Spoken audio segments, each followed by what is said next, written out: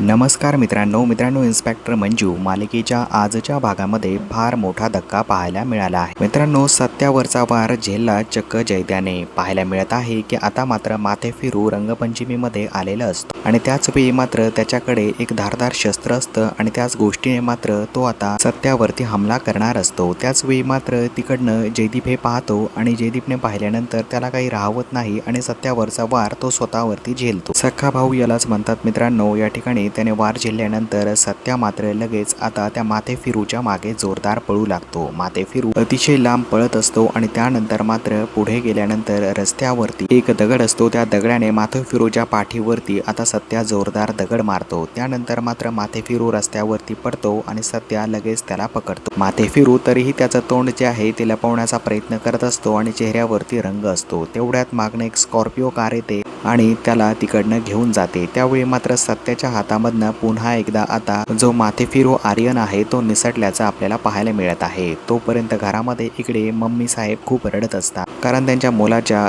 चक्क हातामधनं खूप रक्त येत असतं. सपनीही खूप रडत असते आणि सवीही खूप रडत असते. पाहायला मिळत आहे या दोघींना अतिशय वाईट वाटत असतं, कारण जयद्याचं खूप रक्त चालू असतं. त्यानंतर लगेच त्या घरातला सर्व कापूस घेतात आणि जयद्याचं रक्त थांबवण्याचा प्रयत्न करत असतात. तोपर्यंत मात्र डॉक्टर तिकडे येणार असतात. तर येणाऱ्या पुढील भागामध्ये फुल भयानक असा ड्रामा आपल्याला पाहायला मिळणार आहे. त्यामध्ये चक्क पुन्हा एकदा आता माथे फिरू हातातून निसटला आहे आणि इकडे मात्र आता मम्मी साहेबांना असं वाटत आहे की जो कोणी माणूस आहे तो मात्र मंजूचा जुना आशिक आहे. त्यामुळे मम्मी साहेब त्यांना विचारत आहेत की तुझा कोणचा तो आशिक आहे ना, तो खूप आम्हाला त्रास देत आहे, तू त्याचा बंदोबस्त कर. तू कुठल्याही लायकीची नाहीस, पोलीस म्हणूनही तू कुठल्या लायकीची नाहीस आणि सून म्हणूनही तू कुठल्याही लायकीची नाहीस. तर येणाऱ्या पुढील भागामध्ये असा कायसा सीन पाहायला मिळत आहे. तर मित्रांनो, येणाऱ्या पुढील भागांच्या अपडेटसाठी तुम्ही चॅनलला सबस्क्राईब करा आणि बेल आयकॉन दाबायला विसरू नका.